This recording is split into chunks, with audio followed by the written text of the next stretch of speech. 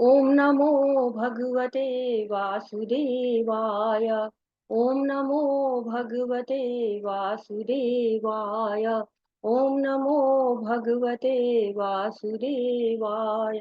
ओम अज्ञानातिमिरान्धस्य ज्ञानञ्जनशलाकया चक्षुरुन्मीलितं येन तस्मै श्रीगुरुवे नमः। श्रीचैतन्यमनोभीष्टं स्थापितं येन भूतले स्वयं रूप कदा मह्यं ददाति स्वपदान्तिकम्।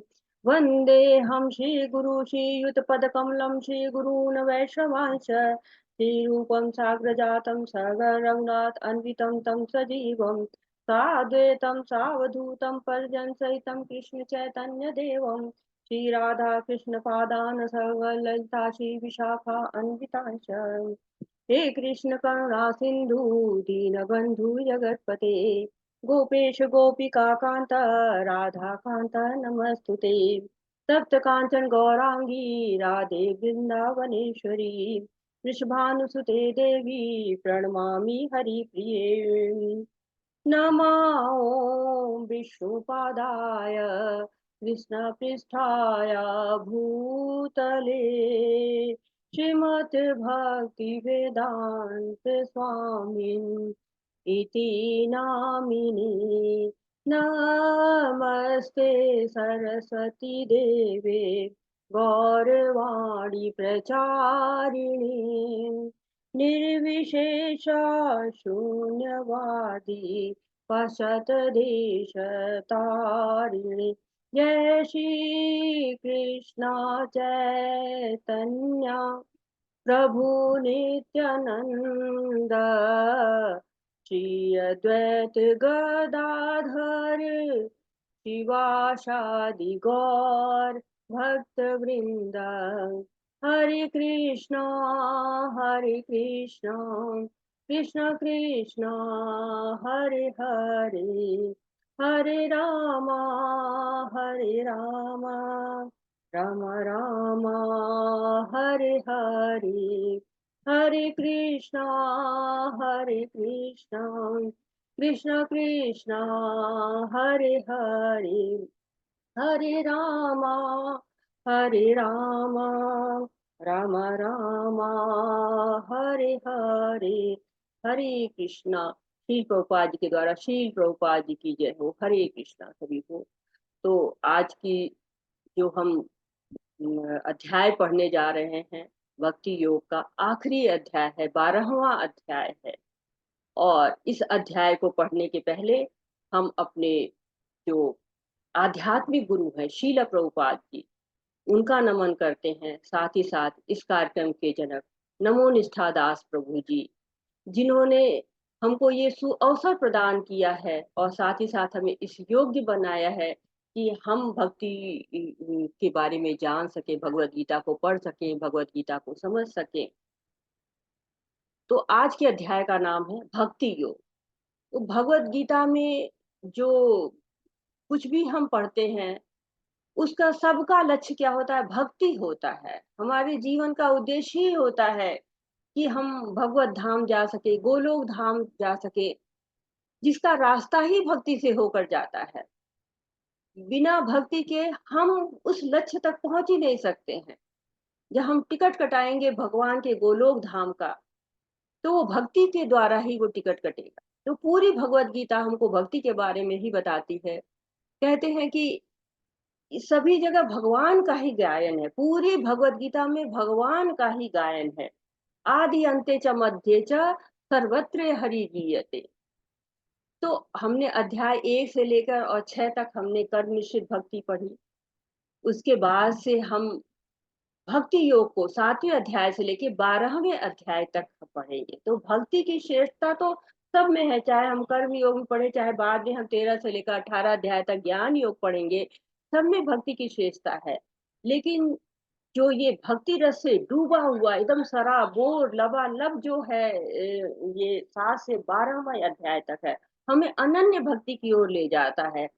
कहते अन्य अभिलाषिता शून्यम, सारे हमारी जितनी भी अभिलाषाएं हैं सब शून्य हो जाएं और हम ज्ञान और कर्म सबसे अनावृत हो जाएं। तब क्या होता है? हमें भक्ति आती है। हम शुद्ध भक्ति कर पाते हैं। तो हमें शुद्ध भक्ति करनी है, अनन्य भक्ति करनी है।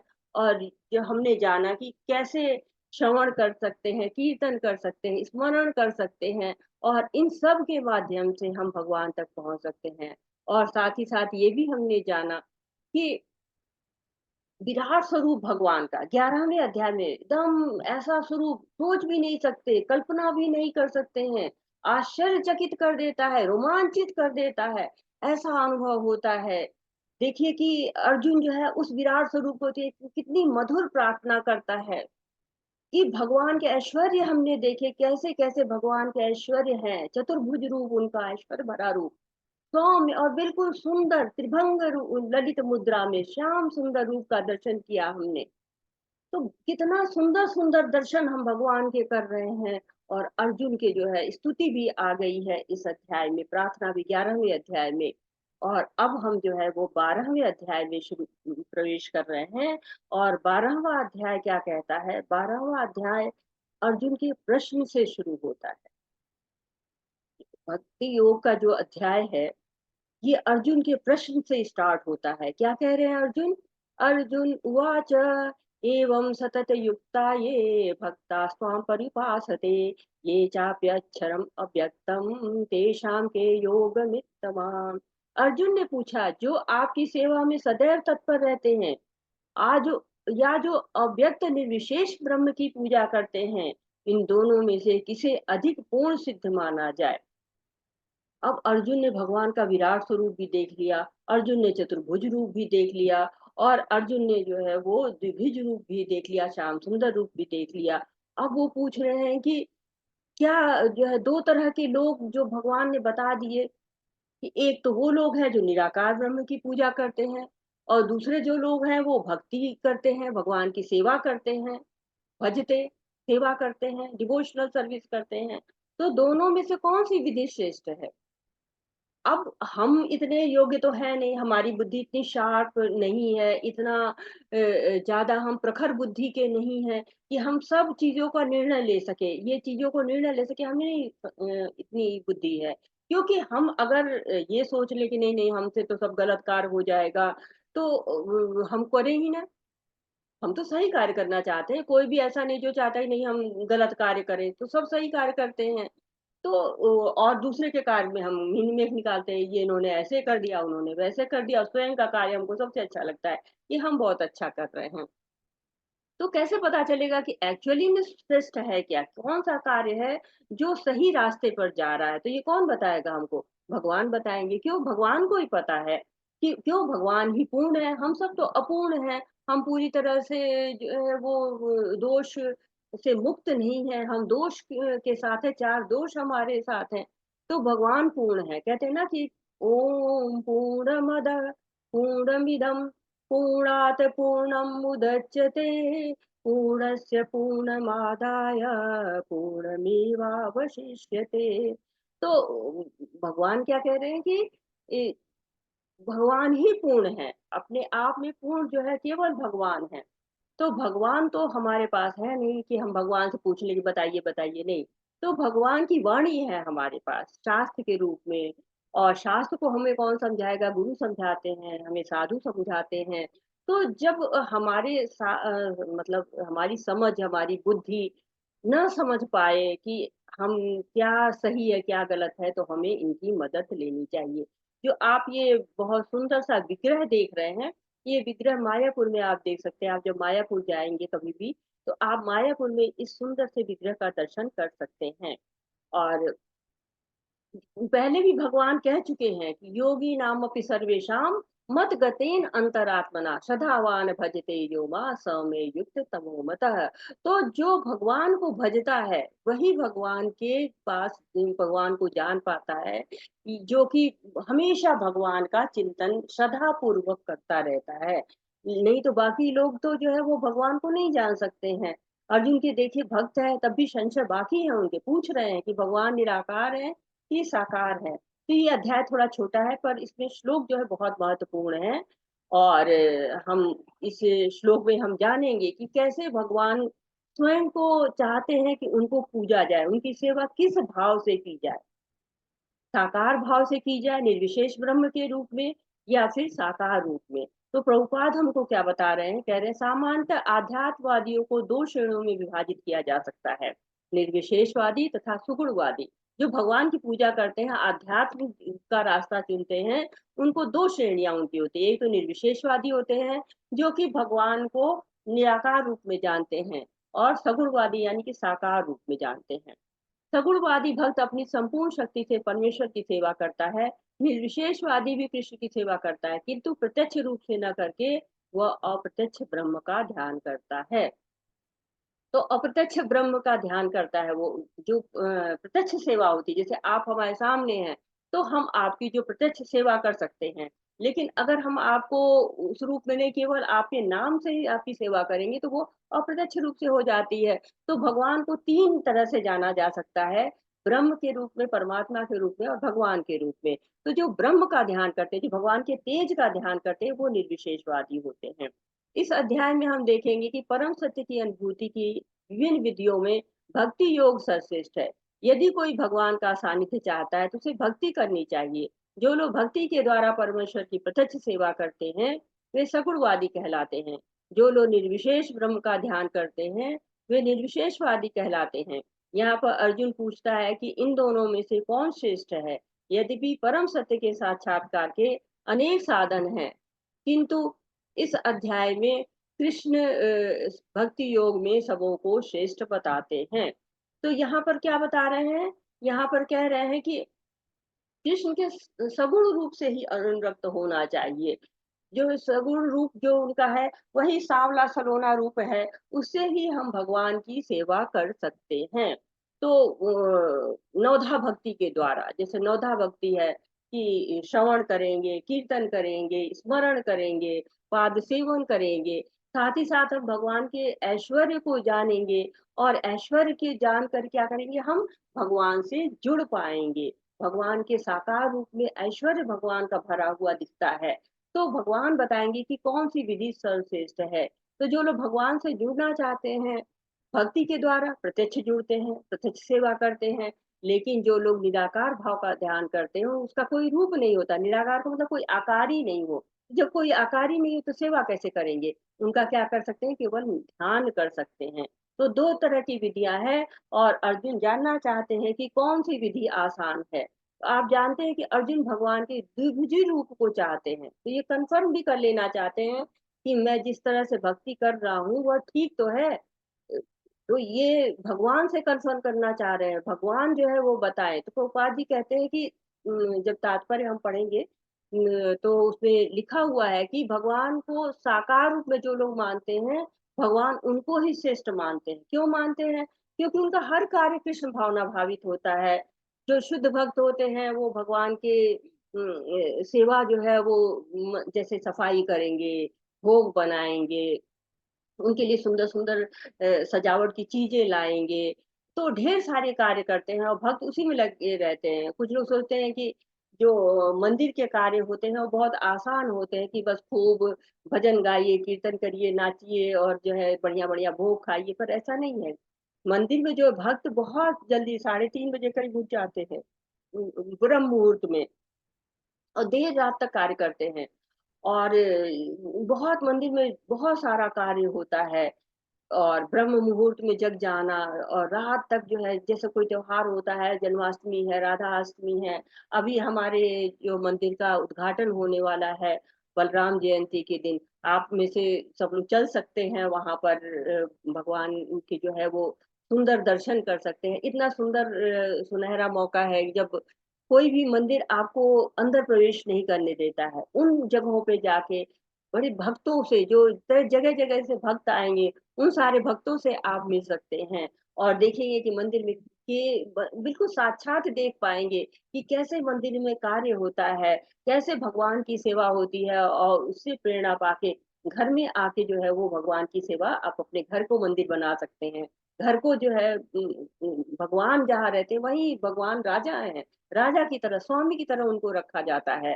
तो आप अपने घर को ही मंदिर बना के, और सारा जो है वो कार्यभार भगवान को, कि भगवान ये देखिए मैं ये लाया हूँ, भगवान ये मैं कर रहा हूँ, ये आपके लिए कर रहा हूँ, ये मेरा सारा कार्य आपके द्वारा ही संचालित है। जैसे होता है पिता होते हैं ना, हम पिता को बिना बताए कोई कार्य नहीं करते हैं, वैसे सारे कार्य हमको भगवान को बता के करने चाहिए। या हम घर से बाहर जाएँ तो उनको कह के जाएँ कि हम जा रहे हैं, उनको पूरी तरह से जो है वो मतलब घर के स्वामी के तरह का ही दर्जा देना चाहिए। ऐसा करके हम क्या कहते हैं भगवान की कृपा को प्राप्त कर सकते हैं। भगवान की कृपा जो है वो कैसे मिलती है? जब हम उनकी सेवा करते हैं, उनका जो है भजन करते हैं, ध्यान करते हैं। भगवान क्या कह रहे हैं? जब अर्जुन का प्रश्न आ रहा है कि निराकार ब्रह्म की पूजा करें कि साकार की, तो भगवान का आंसर क्या आ रहा है, उत्तर क्या आ रहा है? श्री भगवान उवाच मय्यावेश मनो ये मा नित्ययुक्ता उपासते श्रद्धायै परयोपेतास्ते मे युक्ततमः मता। श्री भगवान ने कहा, जो लोग अपने मन को मेरे साकार रूप में एकाग्र करते हैं और अत्यंत श्रद्धा पूर्वक मेरी पूजा करने में सदैव लगे रहते हैं, वे मेरे द्वारा परम सिद्ध माने जाते हैं। तो भगवान ने बता दिया है कि परम सिद्ध कौन होता है? जो कि भगवान की पूजा करता है, भगवान की जो है साकार रूप की पूजा करता है। भगवान के निराकार रूप की पूजा करने वालों को शेष नहीं कहा गया है, साकार रूप पे जो मन को एकाग्र करते हैं और सदा अपना मैयावेश मनोय मतलब अपने आप को, स्वयं को भगवान में समर्पित कर देना, स्वयं श्रद्धा से, श्रद्धा के साथ भगवान के साथ जुड़ जाना, युक्त हो जाना भगवान के साथ। ये जो है वो भगवान कह रहे हैं कि हम श्रद्धा के साथ साकार रूप से देखिए ये कितनी अच्छी सेवा कर रहे हैं, भगवान की पगड़ी पहना रहे हैं, भगवान को सजा रहे हैं। ये भक्त क्या करता है, भगवान को ऐसे ही सुंदर सुंदर सजाता है। लेकिन जो लोग अपनी इंद्रियों को वश में करके तथा सबों के प्रति समभाव रखकर परम सत्य की निराकार कल्पना के अंतर्गत उस अव्यक्त की पूरी तरह से पूजा करते हैं, जो इंद्रियों की अनुभूति के परे है, सर्वव्यापी है, अकल्पनीय है, अपरिवर्तनीय, अचल तथा ध्रुव है, वे समस्त लोगों के कल्याण में संलग्न रहकर अंततः मुझे ही प्राप्त करते हैं। तो क्या कह रहे हैं, भगवान कह रहे हैं कि जो लोग अपनी इंद्रियों को वश में करते हैं, इंद्रियों को वश में कैसे कर सकते हैं? भगवान के जुड़कर, भगवान से जब जुड़ते हैं तब वो इंद्रियों से वश में कर पाते हैं। दूसरे श्लोक में भगवान बताए कि सच्चिदानंद रूप की जो पूजा करते हैं, वो लोग परम सिद्ध होते हैं, भक्त होते हैं, उनको भक्त कहा जाता है। और जो निराकारवादी होते हैं वो भगवान के ऐश्वर्य से की तरफ आकर्षित होते हैं और अव्यक्त की पूजा करते हैं। तो जो अव्यक्त की पूजा करता है वो रस नहीं पाता है। भगवान के जो रस होते हैं, भगवान को रसराज कहा गया है, सच्चिदानंद कहा गया है। भगवान के साथ जुड़ के हमारी आत्मा क्या होती है, आनंदित तो हो जाती है। लेकिन लोग आनंद पाने के लिए भगवान की तरफ न जुड़ के समाज कल्याण की तरफ जुड़ने लगते हैं कि हाँ समाज कल्याण करेंगे तो हमको पूरी तरह से जो है वो पुण्य मिलेगा, पुण्य मिलेगा तो उच्च लोकों में जाएंगे। और प्रशंसा मिलती है तो अहंकार आने लगता है और कई लोगों का पतन भी हो जाता है। तो विचलन की संभावना हो जाती है। तो ब्रह्म के रूप में जो है वो भगवान जो है वो मिलते हैं, भगवान को प्राप्त करते हैं। लेकिन भक्ति के द्वारा भगवान के साकार रूप को प्राप्त करते, गोलोक धाम को प्राप्त करते हैं। तो भगवान हमारी इंद्रियों की अनुभूति से भी परे हैं, सब जगह व्याप्त भी हैं, अकल्पनीय भी हैं, जिनका परिवर्तन भी नहीं हो सकता है, अचल हैं, ध्रुव हैं, बिल्कुल एक जगह हिलते नहीं हैं। और अब ये देखिए कितनी उनकी जो है वो बताई गई महिमा का वर्णन किया गया है कि भगवान समभाव रहते हैं, सबके प्रति समभाव रहते हैं। किनके प्रति? जो लोग इंद्रियों को वश में करते हैं, इंद्रियों में वश में करके और जो है वो प्राप्त करने की कोशिश करते हैं, भगवान को प्राप्त करने की कोशिश करते हैं, उनको क्या होता है, भगवान प्राप्त भी हो जाते हैं। ऐसा यहाँ पर जो है वो भगवान कह रहे हैं। क्लेशोदितकृतेषां व्यक्तासक्तचेतसाम् अव्यक्ता हि गतिर्दुःखं देहवृद्धिर्व्याप्ते वाप्यते। जिन लोगों के मन परमेश्वर के अव्यक्त निराकार स्वरूप के प्रति आसक्त हैं, उनके लिए प्रगति कर पाना अत्यंत कष्टप्रद है। देहधारियों के लिए उस क्षेत्र में प्रगति कर पाना सदैव दुष्कर होता है। तो जो निराकार स्वरूप की पूजा करने के लिए कहा गया है जब निराकार स्वरूप की पूजा करते हैं तो भगवान का जो है वो जो अचिंत है, अव्यक्त है, निराकार है, उस रूप को जो मानता है उसको क्या कहते हैं, ध्यान योगी है, ज्ञान योगी कहा जाता है। तो ऐसा नहीं है कि ये रास्ता करके हम भगवान तक नहीं पहुंचेंगे, ये भी रास्ता वहीं तक पहुंचता है, लेकिन थोड़ा कष्टदायी है। क्लेश अधिकतर तेषां अव्यक्त असक्त चेतसा। तो कष्टकारी है, क्लेश है इसमें। क्यों क्लेश है? क्योंकि ये जो देहधारी लोग होते हैं उनके लिए मुश्किल है। क्यों? क्योंकि ये जो रास्ता हमने बताया था कि बहुत ही कठिन होता है, एकांत में जाना, पहले एकांत स्थान नहीं मिलता है, पहले पूरी तरह से इंद्रियों को वश में कर देना, तो ये भी बहुत मुश्किल कार्य होता है, कष्टप्रद होता है। क्यों? और दूसरी बात है कि उसमें आनंद नहीं मिलता है। जो है आनंद कहाँ मिलता है? जब हम साकार की सेवा करते हैं तो हमें आनंद मिलता है, निराकार की सेवा करने में आनंद नहीं मिलते हैं। लेकिन उस तरह से क्या होता है कि मन को भगवान में लगा लेने में बहुत ही कष्ट होता है। क्योंकि अगर आप देखिए, एक खाली दीवार है, कोई आकर्षण उसको आपको नहीं मिलेगा। आप खाली दीवार को चाहे कि आकर्षित कर ले तो नहीं कर पाएंगे, लेकिन उसी में एक कान्हा की फोटो लगा दीजिए ना, देखिए आनंद आ जाएगा आपको। तो इसी तरह से जो निराकार होता है उसको ध्यान लगाना बहुत मुश्किल होता है, लेकिन भगवान साकार पे ध्यान लगाना बहुत आसान होता है। उसकी सेवा करनी बहुत आसान होती है। साकार रूप को आप घंटों निहार सकते हैं, लेकिन निराकार खाली दीवार को आप कितनी देर तक निहारेंगे? तो ये आनंद नहीं मिल पाता, हायर टेस्ट नहीं मिलता, परम दृष्टा निवर्तते। जो परम दृष्ट होते, जो हायर टेस्ट होता है, वो नहीं मिल पाता है। तो निराकार पे कष्ट होता है। पहले पूरी इंद्रियों को अपने वश में कर लेना कितना मुश्किल कार्य है। आप जो है वो देख लीजिए, आप आंखों को अच्छी अच्छी चीजें देखना चाहती हैं, जीवा है बहुत अच्छा अच्छा खाना चाहती है, कान है बहुत अच्छे अच्छे संगीत और क्या क्या सुनना चाहते हैं। तो इन सबको वश में कर पाना, कहा है ना अर्जुन ने, चंचला ही मना कृष्णा, मन तो बहुत ही ज्यादा चंचल है। तो ये थोड़ा सा आसान कार्य नहीं है, थोड़ा मुश्किल भी कार्य है। और कई बार जब पतन होता है या भटक जाते हैं तो दूसरे कार्यों की ओर मुड़ जाते हैं, पुण्य कार्यों की तरफ मुड़ जाते हैं। और भक्त क्या करता है? दिन भर सेवा करता है, कभी आरती करता है, कभी भगवान के लिए नृत्य करता है, कभी शास्त्र पढ़ता है, तो भगवान के बारे में वो व्यस्त रहता है। तो प्रभुपाद जी से जब आप तात्पर्य पढ़ेंगे, प्रभुपाद जी कहते हैं कि अगर आप सही लेटर बॉक्स है, जो कि डाक द्वारा जो है वो अधिकृत लेटर बॉक्स है, वर्किंग में है, उस पोस्ट ऑफिस के लेटर बॉक्स में डालेंगे तो चिट्ठी सही जगह पहुंचेगी देर सवेर। लेकिन आप अगर इधर उधर डाल देंगे तो क्या होगा? सही जगह नहीं पहुंचेगी। तो ऐसे लोग का रास्ता कष्टप्रद तो है, और साथ ही साथ बहुत समय लगता है, ध्यान केंद्रित करने में बहुत कठिनाई आती है, बहुत अधिक विचलन होता है, एकाग्र करना मुश्किल होता है, नियंत्रण करना बहुत आसान नहीं होता है। देखिए इंद्रियों को आप जो है वो भगवान में लगा दीजिए और वो दिन रात सेवा करेंगी, बोर ही नहीं होंगी, उनको कोई संतुष्टता बनी रहेगी, आनंद आता रहेगा। तो इस तरह से भक्ति का जो रास्ता है वो बहुत ही आसान होता है। लेकिन जो निराकार स्वरूप है उसकी तरफ जो है ध्यान लगाना, उसके लिए परिश्रम करना मुश्किल होता है। कह रहे हैं, प्रभुपाद जी कह रहे हैं, भगवान कह रहे हैं, बहुत ही कष्टकारी है ये रास्ता, आसान नहीं है, जाता भगवान तक ही है। उस रास्ते पे भी चल के जो अंतिम लक्ष्य होता है भगवान तक ही होता है। हाँ, वो गोलोक धाम नहीं जाते हैं, ब्रह्म ज्योति में लीन होते हैं, लेकिन ब्रह्म ज्योति भी भगवान का ही एक पार्ट होती है, भगवान का ही भाग है। ब्रह्म ज्योति भी भगवान के ही तेज है, भगवान के तेज में ही जाके विलीन होते हैं।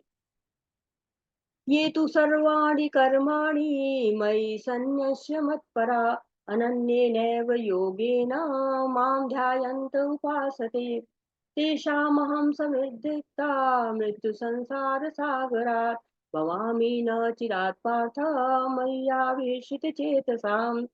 जो अपने सारे कार्यों को मुझ में अर्पित करके तथा अविचलित भाव से मेरी भक्ति करते हुए मेरी पूजा करते हैं और अपने चित्तों को मुझ पर स्थिर करके निरंतर मेरा ध्यान करते हैं, उनके लिए हे पार्थ मैं जन्म मृत्यु के सागर से शीघ्र उद्धार करने वाला हूँ।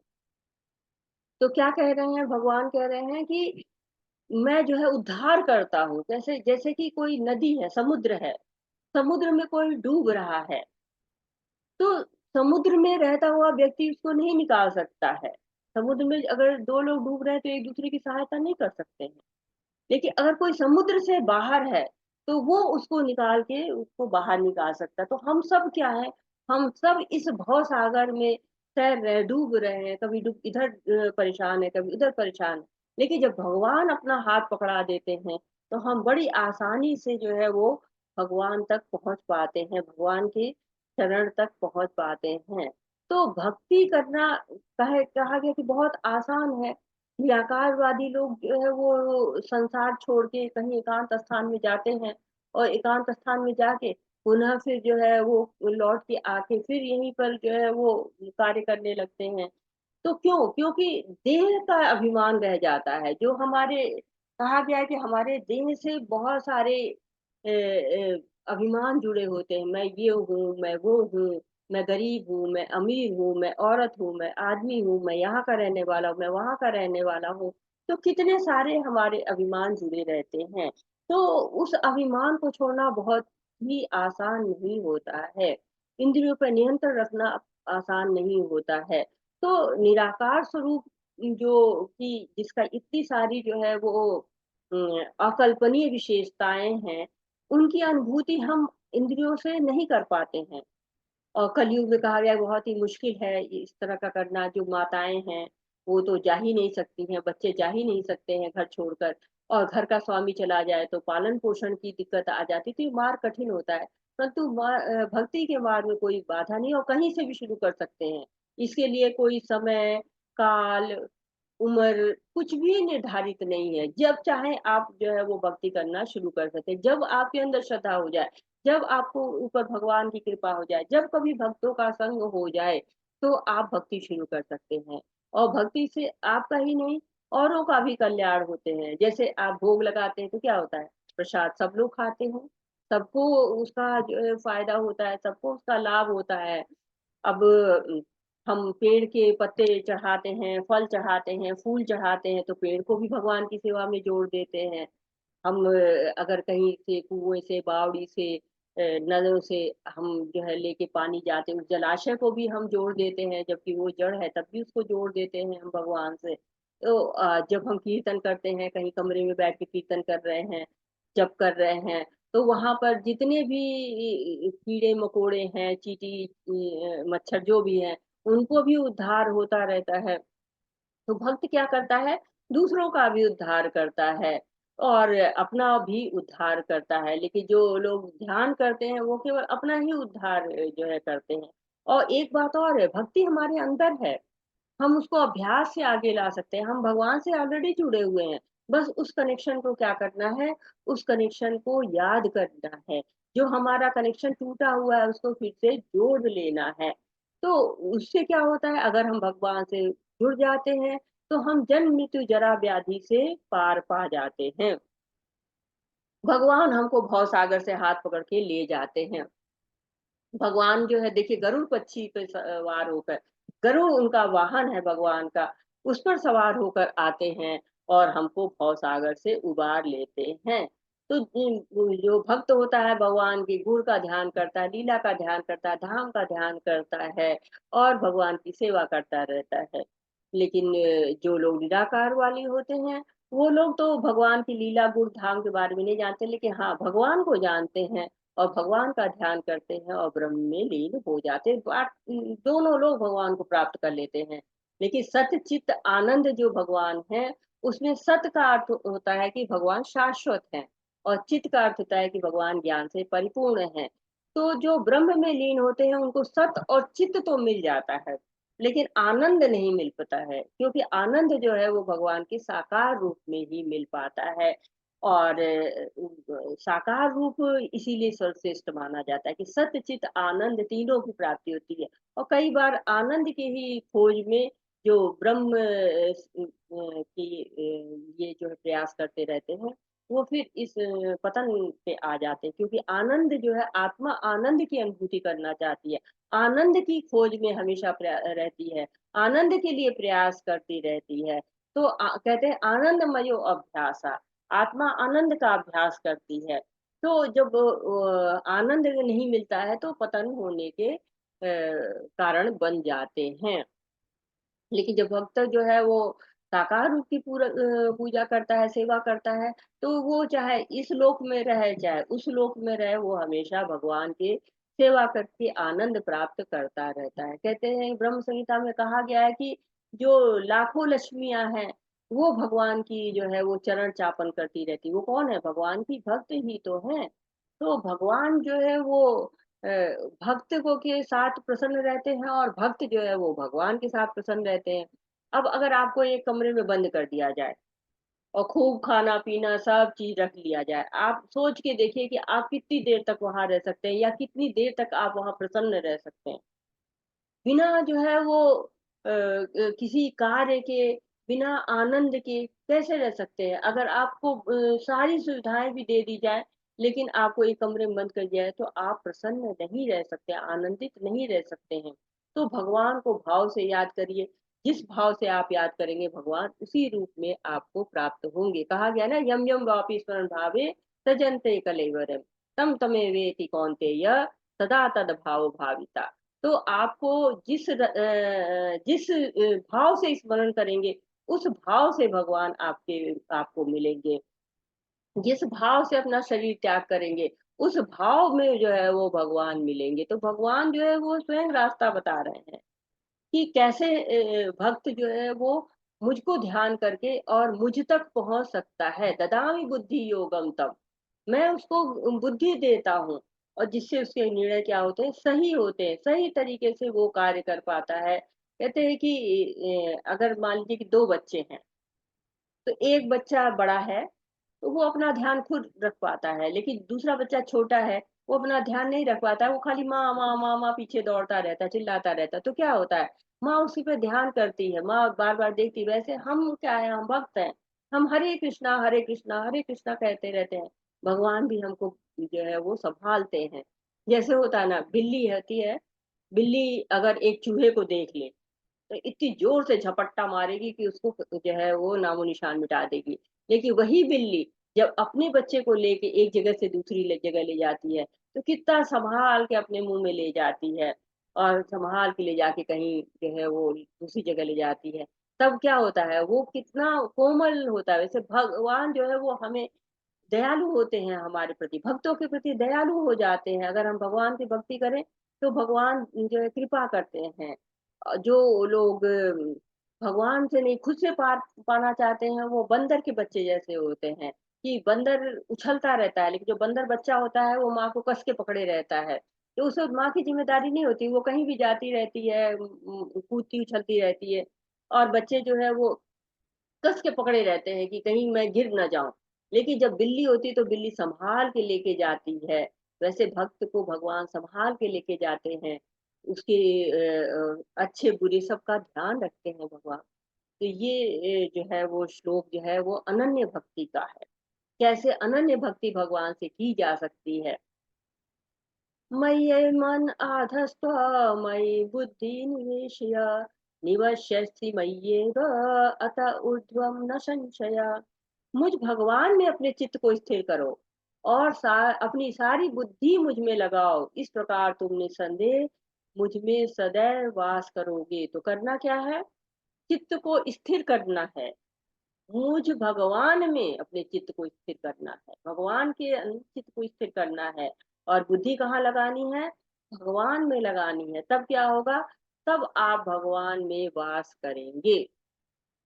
तो भगवान की भक्ति के भी अलग अलग लेवल है, अलग अलग स्तर है, उनके बारे में बता रहे हैं। और बता रहे हैं कि साकार रूप में हम कैसे भक्ति कर सकते हैं। तो पहला स्तर तो उन लोग के लिए है जिनका भगवान के प्रति बिल्कुल शुद्ध जो है वो प्रेम हो गया हो, जो कि सिद्धि की तरफ है। तो ऐसे भक्त क्या होते हैं? अनन्य भक्त होते हैं। अनन्य भक्ति जो है वो किसी और के प्रति नहीं समर्पित होते हैं, वो केवल भगवान की तरफ जो है वो समर्पित रहते हैं। जैसे अर्जुन को भगवान ने कहा था ना कि तुम कृष्ण रूप में सदैव में भगवान का चिंतन करो और साथ ही युद्ध के कर्तव्य को पूरा करो। तो जो है चिंतन कहाँ करना है? केवल भगवान का चिंतन करना, हमेशा चित्त स्थिर करके भगवान में लगाना है। तस्मात् सर्वकालेषु माम अनुस्मर युद्ध च। तो चित्त को बिल्कुल स्थिर करके ही सारे कार्य करो। कार्य करो, बैठना नहीं है कि नहीं, आपको सारे कर्म छोड़ना नहीं है, कर्म करना है, लेकिन भगवान में स्थिर रहकर कर्म को करना है। भगवान जो है वो चिंतन उनका छूटना नहीं चाहिए। सारे कार्य को भगवान में समर्पित होकर करना चाहिए। जैसे होता है ना कि चिड़िया है, तो वो जब बच्चे देती है तो क्या करती है, हमेशा अपने अंडों को बड़ा देखभाल करके करती रहती है, अपने अंडों को सेती रहती है कि नहीं हमारे अंडे को कोई कष्ट ना होने पाए, किसी तरह का जो है वो फूटने ना पाए, उसका ध्यान रखती रहती है। बच्चों को अपने हमेशा बड़ा करती रहती है, हमेशा जो है वो स्पर्श में रहती है, हमेशा जो है उसको अपने जो पंख होते हैं उनसे सहेजे रहती है। मछली क्या करती है, मछली अपने अंडों को देख देख कर बड़ा कर देती है। और जो है जो कछुआ है वो दूर से ही, बहुत दूर से जो है वो रेत में अंडे देता है, और जाके जो है अंदर पानी में बैठ के वो चिंतन करता रहता है अंडों को, और चिंतन करते करते ही बच्चे उसके बड़े हो जाते हैं। तो उसी तरह से हम भगवान के भक्त क्या करते हैं, उनके साथ नहीं रहते हैं, लेकिन उनका हमेशा चिंतन करते रहते हैं। पर सबके साथ क्या होता है, सभी लोग तो उस लेवल पे नहीं पहुंच पाते हैं, भक्ति के सेम लेवल पर नहीं आ जाते, समान स्तर पे नहीं है। तो ऐसे लोग जो है वो भगवान का चिंतन जो हमेशा नहीं कर पाते हैं, तो भगवान उनके लिए दूसरी विधि का वर्णन करते हैं। तो एक विधि तो ये है कि अपना जो है वो चित्त स्थिर करो, और बुद्धि को, सारी बुद्धि को भगवान में लगाओ। लेकिन जो नहीं लगा सकते हैं, उनके लिए भगवान क्या कह रहे हैं, अथ चिंतम समाधातु न शक्नोषि मयि स्थिरम अभ्यास योगेन ततो मामेच्छाप्तु धनंजय। हे अर्जुन, हे धनंजय, यदि तुम अपने चित्त को अविचल भाव से मुझ पर स्थिर नहीं कर सकते, तो तुम भक्ति योग के विधि विधानों का पालन करो। इस प्रकार तुम मुझे प्राप्त करने की चाह उत्पन्न करो। तो ये उदाहरण क्या है, साधना भक्ति का। साधना के द्वारा जो गुरु बताते हैं, गुरु जो कहते हैं उसके अनुसार जो है वो भक्ति के विधि विधानों का पालन करो। हे अर्जुन, हे धनंजय, धन को लाने वाले, जब धन की जरूरत पड़ी थी युधिष्ठिर को, तब जो अर्जुन थे जगह जगह गए थे, उन्होंने जगह तरह के राज्य जीते थे और वहां से धन लेके आए थे, राजाओं को जीत कर धन लेके आए थे, तो उनको धनंजय कहा गया था। तो कहा कि गुरु जो बताते हैं विधि, उन विधि विधानों का पालन करके तुम मेरे भक्ति कर सकते हो। तो साधना भक्ति के बारे में कहा गया है इसको, कि जिसकी कृष्ण के प्रति आसक्ति नहीं है, अभी मन थोड़ा थोड़ा लग रहा है, थोड़ा नहीं लग पा रहा है, तो नियम का पालन करके, नियमों का पालन करने से भी दृढ़ता आती है। जैसे बच्चे शुरू शुरू में स्कूल जाते हैं तो क्या होता है, छटपटाते हैं, यहाँ वहाँ जो है वो नहीं, भागते, नहीं जाएंगे नहीं जाएंगे। लेकिन जब स्कूल में चले जाते हैं, धीरे धीरे अनुशासन के नियमों में पालन करते करते वो क्या करते हैं, पढ़ना शुरू कर देते हैं। वो तो इसी तरह से जब भक्ति के नियमों के जो है वो भक्ति की क्लास में जब ज्वाइन करते हैं, उनके नियमों का पालन करते हैं, तो भगवान की भक्ति में दृढ़ता आती है। तो इसी भक्ति वैधि भक्ति कहलाती। साधा भक्ति के भी दो भाग होते हैं, एक वैधि भक्ति होती है, तो एक रागानुगा भक्ति होती है। तो ये भक्ति क्या है, वैदिक भक्ति है, इसमें नियम का पालन किया जाता है कि भोग लगाएंगे, एकादशी का व्रत रखेंगे, जन्माष्टमी करेंगे, बलराम जयंती करेंगे, तो तरह तरह के तप करते हैं, नियम करते हैं, अर्च विग्रह के सेवा करते हैं, मंदिरों को साफ करते हैं, ब्राह्म मुहूर्त में जगते हैं, 16 माला जप करते हैं, भोग लगाते हैं, प्रसाद ग्रहण करते हैं, शास्त्र पढ़ते हैं, भगवत गीता भागवतम पढ़ते हैं। तो क्या होता है, धीरे धीरे प्रेम बढ़ता चला जाता है। तो भगवान हमको वो भी रास्ता बता रहे हैं कि नियमों के द्वारा, वैदिक भक्ति के, साधना भक्ति के द्वारा कैसे हम भगवान की भक्ति कर सकते हैं। नियमों के अंदर जो है वो हम बंध के भी भगवान को पा सकते हैं, जो गुरु बताते हैं, ऐसे नियम जो शास्त्रों द्वारा जो है वो मान्य प्राप्त हो, और गुरु के द्वारा बताए गए उन नियमों का पालन करें। अभ्यासे अप्यसमर्थोषि मत्कर्म परमो भव मदर्थपि कर्माणि कुर्वन् सिद्धिं वाप्स्यसि। यदि तुम भक्ति योग के विधि विधानों का भी अभ्यास नहीं कर सकते, तो तुम मेरे लिए कर्म करने का प्रयत्न करो, क्योंकि मेरे लिए कर्म करने से तुम पूर्ण अवस्था सिद्धि को प्राप्त होगे। तो क्या करें, अगर तुम विधि विधानों का भी अभ्यास नहीं कर पा रहे हो, तो तुम्हें मेरे लिए कर्म करना चाहिए, तब तुम क्या करोगे, तब तुम पूर्ण अवस्था सिद्धि को प्राप्त करोगे। तो अभ्यासे अपि असमर्थ, ऐसे लोग हैं जिन अभ्यास भी करने में नहीं असमर्थ है, नहीं कर पा रहे हैं। कहते हैं नहीं हो पाएगा, क्या करें, मुझसे तो सवेरे जगा ही नहीं जाता है, मुझसे तो माला जप होता ही नहीं है। कहीं-कहीं पे जो है वो उम, और भी अड़चनें आती हैं, शरीर साथ नहीं दे रहा है। ये तो जब भगवान रास्ता बता रहे हैं, कुछ नहीं कर पा रहे हो, तो जो भी कर्म कर रहे हो, मुझे ही समर्पित कर दो। जैसे कोई घर बना रहा है, तो वो मंदिर बना सकता है, भगवान की सेवा में जो है वो अपनी कला को अर्पित कर रहा है। बहुत अच्छे से जो है वो पढ़ना आता है, तो लोगों को भगवत गीता पढ़ के सुना दे, भागवतम पढ़ के सुना दे। बहुत अच्छी सफाई आती है, तो भगवान के मंदिर को साफ कर दे। गाना आता है, अच्छे-अच्छे भजन गाए, अगर लिखना आता है तो अच्छे-अच्छे भजन लिख दे। तो ये जो है भगवान की सेवा करे, जैसे भी जो भी कला आती है। देखिए क्या होता है, प्रतिभा हमारी अपनी तो है नहीं, मिली कहाँ से है? भगवान से मिली है। तो जब भगवान से कोई चीज़ मिली है, जब कोई आपको कोई चीज़ देता है तो आप क्या कहते हैं? धन्यवाद, थैंक यू। तो हम भी भगवान से हमने लिया है, भगवान हमको कुछ दे रहे हैं, अब कहाँ से आपको कला आई है? ऐसा तो है नहीं कि आपने अर्जित किया है। कुछ लोग देखिए बहुत छोटे, बहुत सुरीला गला होता है, उनका तो कुछ इसमें विशेष हाथ है नहीं कि हाँ, बहुत अच्छा गला मिला, या बहुत अच्छी सफाई करनी आई तो उसका कोई विशेष ऐसा तो नहीं कि कोई डिग्री प्राप्त की है सफाई करने की, नहीं। तो क्या है, ये भगवान के द्वारा मिला है ना, तो भगवान को क्या करना है? भगवान को थैंक यू करना है। हम दिन में कितने लोगों को थैंक यू, 1 गिलास पानी दिया थैंक यू, एक जो है वो हमारे लिए 2 कदम चले thank you, lift they the thank you. तो जब हम सब चीज़ पे थैंक यू करते हैं, तो भगवान ने तो इतना सब व्यवस्था की है, तो हमें उसके लिए धन्यवाद देना है। और धन्यवाद देने का तरीका क्या है? विधि विधानों का पालन करना, विधि विधानों से भगवान की सेवा करना। तो ये जो है वो 9वें अध्याय में भी भगवान हमसे कह चुके हैं ना, यत् करोषि यश्नोषि यज्ञो होषि ददासि यत्। जो भी करते हो, तुम जो भी कार्य करते हो, जो भी खाते हो, जो भी पीते हो, जो भी कार्य करते हो, वो सब मुझे समर्पित कर दो। ये 9वें अध्याय का 27वां श्लोक कहता है। यत् करोषि यश्नोषि यज्ञो होषि ददासि यत्, यत् तपस्यासि कौन्तेय तत्कुरुष्व मद अर्पणम्।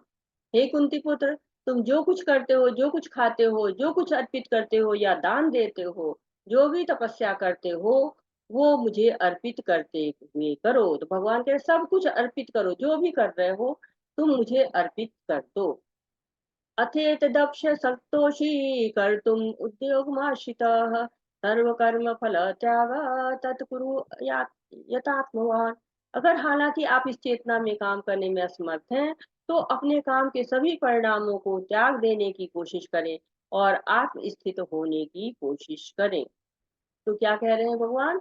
कि सकाम कर्म के बारे में कहा जा रहा है। ये जो आपका श्लोक है। अब देखिए स्तर से पहले सबसे पहले बताया कि जो पूर्ण रूप से सिद्ध है, फिर क्या बता रहे हैं कि जो वैदिक भक्ति करिए, विधि विधानों से भक्ति करिए। अब क्या कह रहे हैं? कह रहे हैं कि जो भी कारण है, आप अपने कर्म को समर्पित नहीं कर पा रहे हैं, कोई बाधा आ रही है, कोई व्यवधान आ रहा है, कोई समस्या आ रही है, तो करना क्या है? कर्म फलों से मत आसक्त होइए। कर्म फलों का जो है वो त्याग करिए। कर्म बंधन से मुक्त होना है तो कर्म फलों का त्याग करना पड़ेगा। तो कहते हैं कि कर्म बंधन क्यों आते हैं? क्यों? क्योंकि हम सेवा नहीं करना चाहते हैं भगवान की। हम भगवान को अर्पित नहीं करना चाहते हैं अपना काम। तो क्या होता है? हमें कर्म बंधन लग जाते हैं, क्योंकि हमारा जो है कार्य हम स्वयं के लिए कहते हैं। ये भगवान कहते हैं कि नहीं, आप जो है वो अपना मन मुझ में लगाओ, मन नहीं लगता तो भक्ति के नियमों का पालन करो, नियमों का पालन नहीं कर पा रहे हो तो कर्म मुझे समर्पित करो, कर्म नहीं समर्पित कार्य कर पा रहे हो तो कर्म फलों में आसक्ति छोड़ दो। कुछ तो करो, कुछ तो कार्य करो। अब बताइए, घर में आप रहते, इतने ऑप्शन कौन देता है? इतने ऑप्शन आपको ना माता पिता दे पाते हैं, ना कोई स्कूल दे पाता है, ना कोई कॉलेज दे पाता है, ना कोई कंपनी दे पाती है। लेकिन भगवान कह रहे हैं एक कदम तो चलो, कुछ कदम मेरी तरफ आओ। जैसे माँ जो है वो बच्चे को सिखाती है चलना, तो क्या कहती है? थोड़ा सा चलो, जरा सा चलो, 1 पैर चलो, 2 पैर चलो, लगातार उसको चलाती रहती। भगवान कहते हैं तुम चलो तो, तुम आओ ना मेरे पास, मैं तुम्हें हाथ पकड़ के आगे बढ़ाऊंगा, मैं तुम्हें चलना सिखाऊंगा। तो भगवान जो है वो कई हमको तरीके बता रहे कि आप ये सब करो, आपका मन तो खुद ही मेरी तरफ आ जाएगा। आप खुद ही दौड़े-दौड़े खींचे चले आओगे। अभी क्या है, अभी आपके अंदर बहुत ज़्यादा आसक्ति, भगवान कह रहे हैं अभी आप इन दुनिया में बहुत सागर जो है इसमें बहुत आसक्ति है। तो इस आसक्ति को कम करने के लिए क्या करना है, धीरे-धीरे प्रयास करना है भगवान की तरफ अभ्यास करते हुए आगे बढ़ जाइए, तो क्या होगा आप भगवान के भाव में स्थित हो पाएँगे। तो यहाँ पे ये नंद बाबा की फ़ोटो है, नंद बाबा जब कृष्ण जी पैदा हुए हैं, तब लोगों को बुला के दान दे रहे हैं, लोग जो है जश्न कर रहे हैं। यज्ञ तो ये भगवान के लिए तप करना चाहिए, भगवान के लिए यज्ञ करना चाहिए। ये जो आपका श्लोक है, ये ज्ञान के बारे में और ध्यान के बारे में बता रहा है। श्रेयो हि ज्ञानमभ्यासात् ज्ञानाध्यानविशिष्यते ध्यानतः कर्मफलत्यागस्त्यागाञ्चेति निरन्तरम्। यदि आप इस अभ्यास में नहीं जा सकते हैं, तो आप अपने को ज्ञान में संलग्न करें। ज्ञान से बेहतर हालाँकि ध्यान है और ध्यान से बेहतर कर्म काम के फल का त्याग है। इस तरह के त्याग से मन को शांति मिल सकती है। तो क्या कह रहे भगवान कि अब आप ये भी नहीं कर पा रहे हैं, कर्मफल से इतने आसक्त हैं कि वैराग्य ही नहीं हो पा रहा है आपका, आप कर्मफलों की आसक्ति भी नहीं त्यागना चाह रहे हैं, तो करना क्या है आपको? आप जो है ज्ञान का अनुशीलन करिए, क्योंकि ज्ञान के द्वारा आपको पता चल जाएगा कि क्या सही है, क्या गलत है, इसका भान आपको हो जाएगा। ज्ञान के द्वारा ही क्या होता है, हमको वैराग्य आता है। तो जब वैराग्य आता है तो क्या होता है, हम अपने कर्म फलों से आसक्त होना बंद कर देते हैं। ज्ञान की कमी होती है, तभी हमें वैराग्य भी नहीं आता है। तो भगवान से जब आसक्ति होनी शुरू होगी, तो इस कर्म फलों से, इस भौतिक जीवन से, इस भौतिक फलों से हमारी आसक्ति भी कम होती चली जाएगी। कहते हैं ना कि जब लकड़ी गीली होती है, तो आग जलाना बहुत ही मुश्किल होता है, तब आग नहीं जलती है। लेकिन जैसे-जैसे लकड़ी सूखती है, आग जलती जाती है। वैसे ही जैसे-जैसे ज्ञान आता है, हम भगवान की तरफ खींचते चले जाते हैं। भगवान की तरफ हमारा मन लगना शुरू हो जाता है। हमने पहले भी पढ़ा है ना कि शास्त्रों में कहा गया कृते यध्यायते विष्णु त्रेतायाम भजतैमपि द्वापरे परिचर्यायाम कलौ तद हरि कीर्तनम। तो कलयुग में क्या है, हरि कीर्तन करने से ही फल मिल जाता है। सतयुग में क्या है, विष्णु को ध्यान करने से जो है फल मिलता था। त्रेता में जो है वो हमको तप करने से, यज्ञ करने से, और द्वापर में जो है वो परिचर्या करने से, अर्च विग्रह की जो है सेवा करने से हमको जो फल मिलता था, वो जो है कलयुग में हमको केवल संकीर्तन यज्ञ से मिल जाते। तो इस युग का युग धर्म है क्या, कि भगवान के नाम को करिए, भगवान तो भगवान का चिंतन करिए, भगवान में ध्यान लगवाइए। भगवान क्या के लिए ज्ञान कैसे प्राप्त करेंगे, भगवान के बारे में पढ़कर, भगवान के बारे में सुनकर। जो किसी से द्वेष नहीं करता, लेकिन सभी जीवों का दयालु मित्र है, जो अपने को स्वामी नहीं मानता, मिथ्या अहंकार से मुक्त है, जो सुख दुख में समभाव रहता है, सहिष्णु है, सदैव आत्मतुष्ट रहता है, आत्म संयमी है, और जो निश्चय के साथ मुझ में मन तथा बुद्धि को स्थिर करके भक्ति में लगा रहता है, ऐसा भक्त मुझे अत्यंत प्रिय है। तो भगवान कह रहे कौन प्रिय है भगवान को, जो कि जो है वो भगवान के साथ ही रहता है, भगवान में ही अपने आप को युक्त रखता है, द्वेष नहीं करता है, सभी जीवों का मित्र होता है, जो अपने आप को क्या रहता है, मिथ्या अहंकार में नहीं रखता है, सुख दुख में समभाव रहता है। तो ऐसे लोग जो है क्या होते हैं, कि भगवान को प्रिय होते। तो ये जो गुण है, ये गुण क्या है, सब में आनी चाहिए। जो लोग भक्ति करते हैं, उनमें ये गुण बड़ी आसानी से आ जाते हैं। ये शुद्ध भक्तों के लक्षण भगवान बताए कि द्वेष नहीं करता है। जो हम साधारण जीवन में लोगों में बहुत द्वेष की भावना रहती है, लेकिन जो भक्त होता है उसमें मित्रता की भावना रहती है। सबको ऊंच-नीच नहीं समझता किसी को, सबको समान समझता है। जब समान समझेंगे तो हम अपने आप को उच्च नहीं समझेंगे। ज़्यादातर लोग क्या होते हैं, अहंकार में रहते हैं। नहीं मैं, स्वयं को क्या होते हैं, सबसे अलग समझते हैं। और आजकल तो बड़ा फैशन है ना कि आई एम डिफरेंट, मैं सबसे अलग दिखना चाहता हूँ, अलग हूँ। लेकिन नहीं, हम आत्मा के स्तर पर एक हैं। जब मित्रता होती है तो क्या होता है, जब हम हमारा कोई मित्र होता है तो हम अहंकार में नहीं होते हैं। हम क्या करते हैं कि उससे बराबर का भाव रखते हैं, संतुष्टि मिलती है। अगर वो कुछ खा रहा है तो हमारा पेट भरता है, अगर वो कहीं जा रहा है तो हमको संतुष्टता होती है कि नहीं वो आगे बढ़ रहा है, हम दयालुता रखते हैं उसके प्रति। तो जीवन को क्या रखना है, सरल रखना है। सरल मार्ग से चलते हैं ना, जटिलताएं नहीं आती है। जब जटिलताएं आती है जीवन में तो भक्ति नहीं हो पाती है। लेकिन जब हम भक्ति करते हैं तो ये अपने अंदर सब गुण आते चले जाते हैं। हम देखिए कि सुदामा थे, भगवान के मित्र थे, बहुत गरीब थे, लेकिन क्या था, उनके अंदर ना कोई अहंकार था, न कोई लालच था, न ही कृष्ण से कोई ईर्ष्या थी, मित्रता थी। और वो बहुत ज्यादा ऐसा नहीं कि भिक्षा भी बहुत नहीं मांगते थे, केवल 5 घर मांगते थे, संतुष्ट थे, उसी को जो मिलता था वही खा के संतुष्ट रहते थे। कई बार उनको घर में फांके पड़ जाते थे, भूखे रहते थे, लेकिन भगवान से कोई शिकायत नहीं होती थी।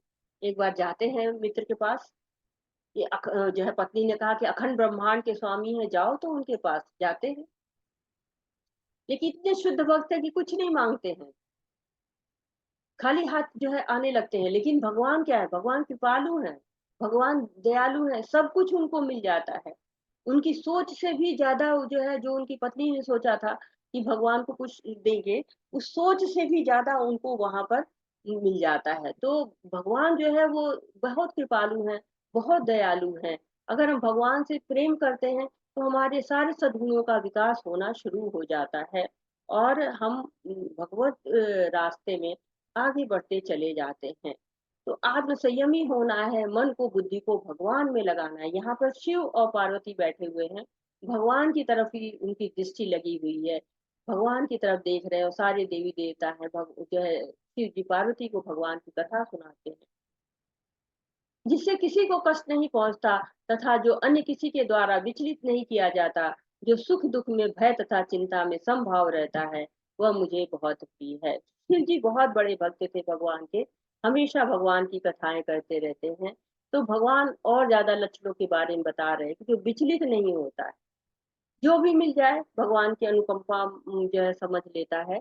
भगवान की अनुकंपा से मुझे अच्छा जो है हो रहा है मेरे साथ, भगवान की अनुकंपा से भी जो कष्ट मिल रहा है वो भी विचलित नहीं होता, नहीं ये तो आज है कल चला जाएगा, ये मेरे ही किसी पाप का या मेरे ही किसी कमी के कारण मुझे ये मिल रहा है। तो भक्त हमेशा अपने आप को भगवान के साथ ही जो है वो जुड़ा महसूस करता है। भगवान के जो भी मिलता है भगवान की कृपा ही समझता है। ये बहुत सुंदर कहानी इसकी चित्रकेतु की भी है। इस समय चित्रकेतु आता है और जो है पार्वती जी को कहता है कि पार्वती जो है आपकी अर्धांगिनी है शिव जी, ये देखिए जो है वो आप इतनी सुंदर अर्धांगिनी के होते हुए भी भगवान की तरफ क्यों देख रहे हैं। और जो है भक्त थे शिव जी, और शिव जी को कोई असर नहीं होता है उनका इस बात का। लेकिन पार्वती जी को थोड़ा सा बुरा लग जाता है, और पार्वती जी उसको श्राप दे देती है। और श्राप देते हैं तो चित्रकेतु के 3 जन्मों की कथा है। चित्रकेतु भी जो है वो भक्त था, वो अगले जन्म में राक्षस बनता है पार्वती जी के श्राप के कारण। लेकिन वो पार्वती जी को कुछ भी नहीं कहता, वो चाहता तो पार्वती जी के श्राप को मना भी कर सकता था कि हम आपका श्राप नहीं ग्रहण करेंगे, काट भी सकता था उसको। लेकिन नहीं, वो भी जो है उसको भगवान की कृपा समझ के जो है वो लेता है। तो इसी तरह से भक्त जो होता है, जो कुछ भी मिलता है उसको भगवान की कृपा समझ के स्वीकार करता है कि हमने जो है कुछ ना कुछ कमी होगी जिसके कारण मुझे ये कष्ट मिल रहा है। मेरा ऐसा भक्त जो सामान्य कार्यकलापों पर आश्रित नहीं है, जो शुद्ध है, दक्ष है, चिंता रहित है, समस्त कष्टों से रहित है, और किसी फल के लिए प्रयत्नशील नहीं रहता, वो मुझे अतिशय प्रिय है।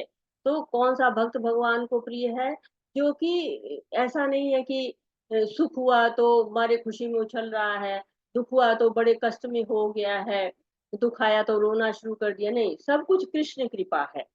हमेशा उसके मुख से यही शब्द निकलते हैं कि हाँ, ये कृष्ण की कृपा है। सुख मिल जाए तो अच्छा, दुख मिल जाए तो अच्छा, वो सबको कृपा समझ के ग्रहण करता है, और किसी के लिए विशेष प्रयास नहीं करता है कि किसी चीज के लिए विशेष प्रयास करे। वो हमेशा भगवान के साथ ही मगन रहता है, जो न कभी हर्षित होता है, न शोक करता है, जो न पछताता है न इच्छा करता है तथा शुभ तथा अशुभ दोनों प्रकार की वस्तुओं का परित्याग कर देता है, ऐसा भक्त मुझे अत्यंत प्रिय है। तो लगातार भक्त के गुणों के बारे में बताया जा रहा है। यहाँ प्रहलाद महाराज बैठे हुए हैं। प्रहलाद महाराज जो है वो बहुत छोटे से तभी तपस्या करने लगे, और हिरण्यकश्यप एक असुर परिवार में जन्म लिया था उन्होंने। और उसके बाद भी उनकी भगवान की कृपा इतनी थी, हमेशा भगवान के चिंतन में ही रहते थे, भगवान की कृपा हो ऐसा ही सोचते रहते थे। और हिरण्यकश्यप ने उनको मारने के लिए कई बहुत सारी कोशिश की, बहुत अत्याचार किए। हम जो है वो सोचते हैं कि हम भक्ति नहीं कर पा रहे क्योंकि हमें अनुकूल वातावरण नहीं मिल रहा है।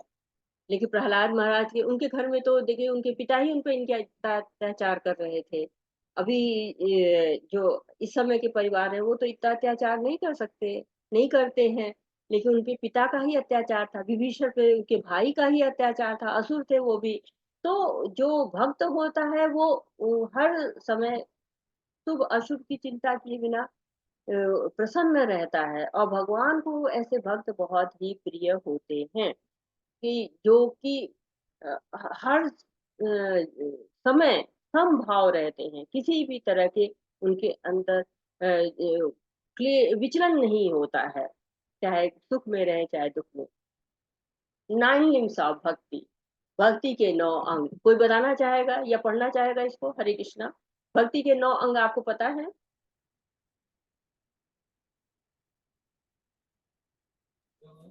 जी माता जी। हरे कृष्णा बताइए माता जी। हरे कृष्णा। माता जी श्लोक बताना है। अगर आता है बताइए माता जी। श्रवणं नहीं आता है? कीर्तनं विष्णु स्मरणं पादसेवनम् अर्चनं वन्दनं दास्यं साक्ष्यात्मनिवेदनम्।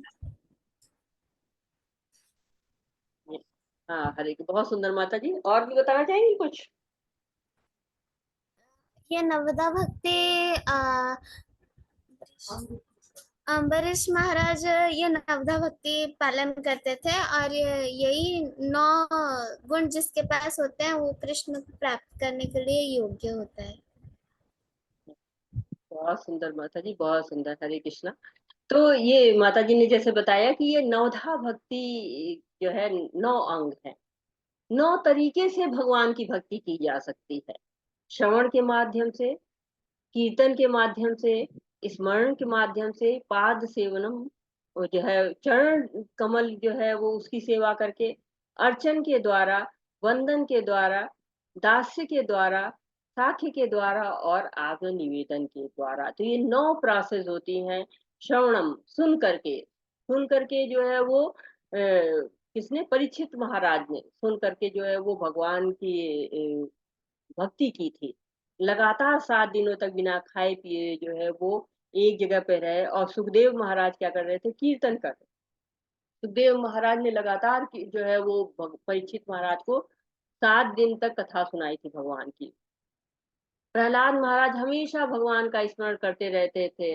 लक्ष्मी जी हमेशा चरण चापन करती रहती थी। पृथु महाराज, अक्रूर जी, और हनुमान जी, अर्जुन, साथ ही साथ जो है वो बलि महाराज, ये सब लोग एक एक विधि का पालन करते थे, अर्चन का, वंदन का, दास्यम का, साख्यम का, आप निवेदन, सब ये लोग इसका जो है एक एक विधि का पालन करते थे। लेकिन जो अम्बरीश महाराज थे वो इन 9 जो है विधा से जो है भक्ति करते, 9 विधा से वो उनकी भक्ति चलती रहती थी।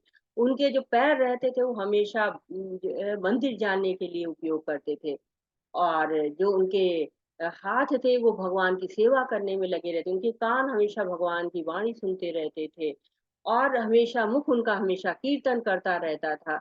तो जैसे लक्ष्मी जी हमेशा भगवान के चरण चापन करते थे, अम्बरीश महाराज भी भगवान के चरण चापन करते थे। तो इन 9 विधि में से कोई एक विधि भी अगर ले ली जाए, एक विधि के द्वारा भी भगवान की सेवा करके भगवत धाम जाया जा सकती, जैसे परीक्षित महाराज भगवत धाम गए एक विधि केवल श्रवण के द्वारा, जो है उन्होंने भक्ति की, और वो भगवत धाम को प्राप्त हुए। तो ये जो क्या कहते हैं नौधा भक्ति है, इसके द्वारा भगवान की भक्ति की जा सकती है, भगवान की सेवा की जा सकती है। और हमें भी इस किसी न किसी विधि का पालन करना चाहिए। ये तुम धर्मामृतम विदम यथोक्त पर्युपासते श्रद्धानां मत्परमा भक्तास्ते तीव्र में प्रिया। जो इस भक्ति के अमर पथ का अनुसरण कर,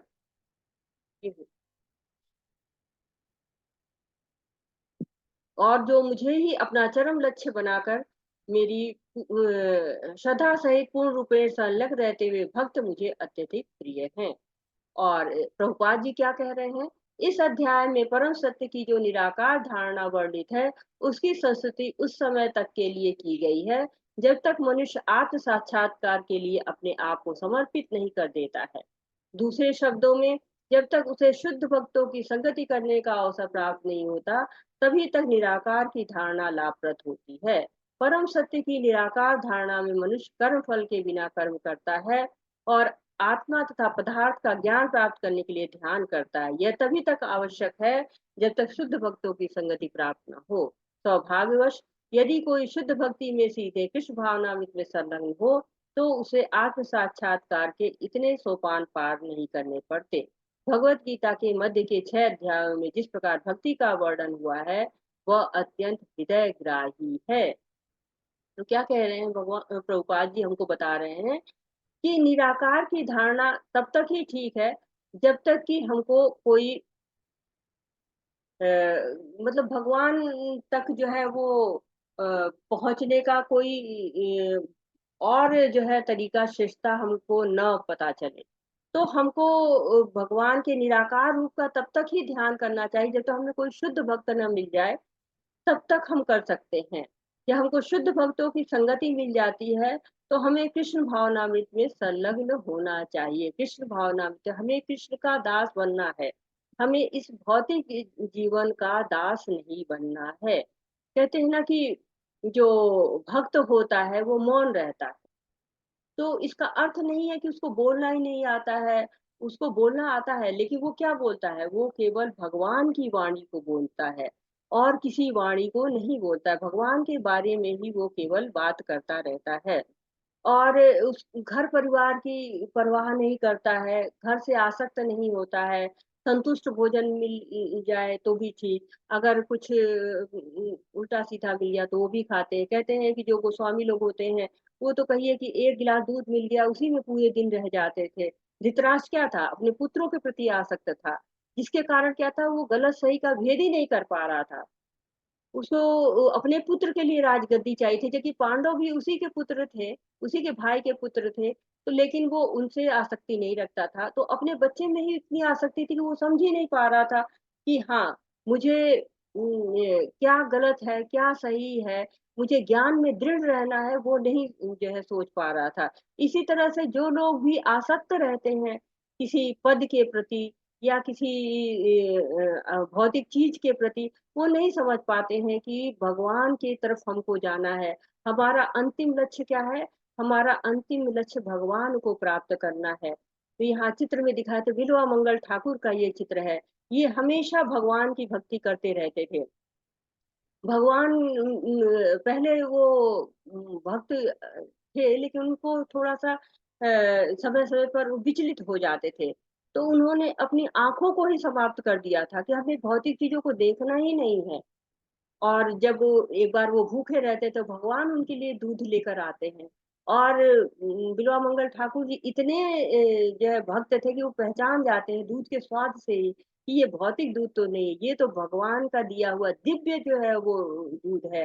तो भगवान जो है वो दास बनना है, भगवत धाम जाने का प्रयास करते हैं। और वो कैसे हो सकता है? भक्तों की संगति से, विधि विधान के नियमों का पालन करके, विश्वास रख के, क्योंकि जो शुद्ध भक्ति होती है वो सागर के समान है। और भौतिक सुख क्या है? एक दूध के एक मतलब दूध की एक बूंद की तरह से समझ लीजिए है। और जो निराकार ब्रह्म का सुख होता है, वो बहुत ही कम होता है। ऐसे जैसे कोई बछड़े का पैर रखा जाता है, उससे जो गड्ढा बनता है ना, और उसमें जल भर दो, उतना ही होता है बस। लेकिन शुद्ध भक्ति का आनंद क्या है? तुलना ही नहीं है, अथाह है। तो ये बहुत सुंदर सा छोटा सा अध्याय है, लेकिन बहुत सारी बातों को कह जाता है। और हमको बहुत भक्ति में ले जाता है, भक्ति रस का पान कराता है, भक्ति रस में डुबोता है। तो इसमें 5 स्टेप बताए गए हैं। क्या-क्या स्टेप बताया गया कि चित्त को स्थिर करो और निरंतर ध्यान दो। अनन्य भक्ति जो है करने के लिए बताया गया कि चित्त को स्थिर करके एकदम निरंतर ध्यान करिए, या नहीं हो पा रहा है तो भक्ति के विधि-विधानों का पालन करिए, माला जप करिए, जन्माष्टमी मनाइए, एकादशी करिए, भगवान के लिए तीसरे जो है भगवान के लिए कर्म करिए, यानी कि निष्काम कर्म योग करिए, मंदिर में सेवा करिए, दान करिए, भक्तों का संग करिए, और कर्म भी नहीं कर पा रहे हैं तो कर्म फल का त्याग कर दीजिए। तो क्या होगा कि कृष्ण की कृपा मिलेगी आपको। और अगर ये भी नहीं हो पा रहा है तो ज्ञान का अनुशीलन करिए, ज्ञान से और ध्यान से भगवान को याद करिए। भगवान को याद करने का ना कोई समय है, ना कोई काल है। तत्रापिता स्मरणे न काल। चैतन्य महाप्रभु कहते हैं कि हम कभी भी भगवान को याद कर सकते हैं, भगवान की अनन्य भक्ति कर सकते हैं। और इसी शब्दों के साथ जो है वो वाछाकल्पतरुभ्यश्च कृपा सिंधुभ्य एव च पतितानां पावनेभ्यो वैष्णवेभ्यो नमो नमः। अनंत कोटि वैष्णव वृंद की जय। शीला प्रभुपाद की जय। हरे कृष्णा कृष्ण कृष्ण हरे हरे, हरे राम राम राम हरे हरे। हरे कृष्णा सभी को हरे कृष्णा। तो आपका कोई प्रश्न है, कोई सुझाव